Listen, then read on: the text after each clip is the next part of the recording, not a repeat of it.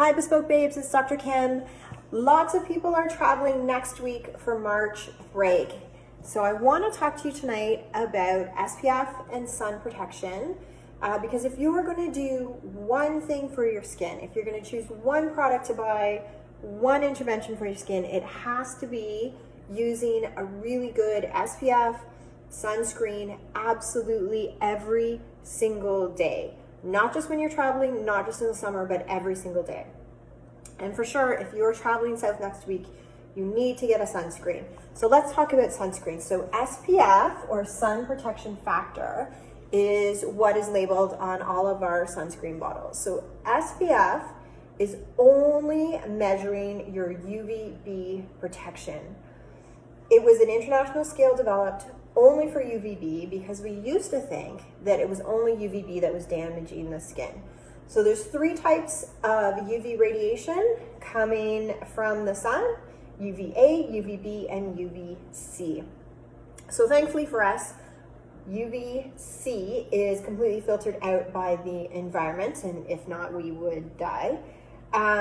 So we have A and B coming from the sun that are causing skin damage. And as I said, we used to think it was only B that was important in terms of protecting ourselves from the sun. So the SPF scale was created, but it's only measuring your UVB protection, not your UVA protection. There is no international accepted scale measuring UVA protection. So that's important to know.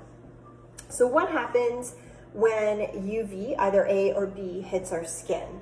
So the UV radiation causes the generation of free radicals. And those free radicals circulate through the skin and they attack our DNA and they create damage within the DNA structures, very specific damage at DNA couplets. And when we accumulate enough DNA damage, it leads to both skin cancer and also skin aging. So an easy way to remember which UV is causing which is that aging is UVA and cancer is UVB or burn. So think sunburn, burn, UVB, aging, wrinkles, UVA. So this is what we want to shut down. We want to block these UV radiations from generating our free radicals, from damaging our DNA. And that's one of the reasons actually why using a skincare product with an antioxidant in it is really, really important for your skin, aside from SPF, because your antioxidants mop up these free radicals that are generated from the sun and prevent this DNA damage. So antioxidants are vitamin C, vitamin E, those kind of things, which are super important for your skin. So this is a cycle that we want to shut down with our SPF products. So when you look at your bottle of SPF, there's a number on it, anywhere from like 4 to 60. And in Canada, we're not allowed to label above, it's actually 50 plus. In the US, they can label whatever they want to.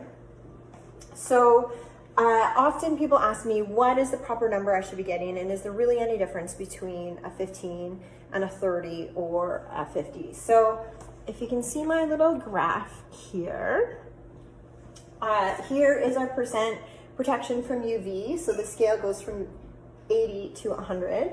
And then along the bottom, we have our SPF UVB only protection factor from 5 to 60.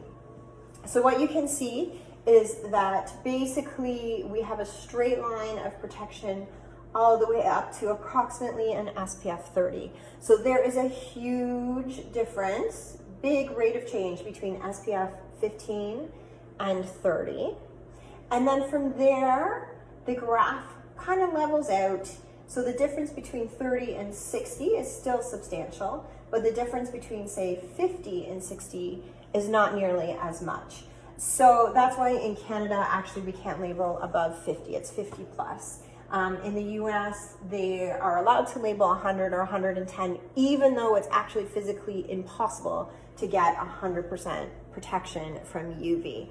So you want at bare minimum a 30, minimum 30.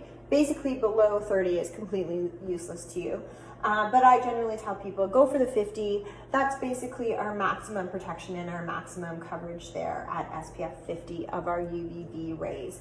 Important to remember that it needs to be reapplied. So if you're on the beach and you're sweating or you're swimming, one of the big mistakes people make is they put their sunscreen on first thing in the morning.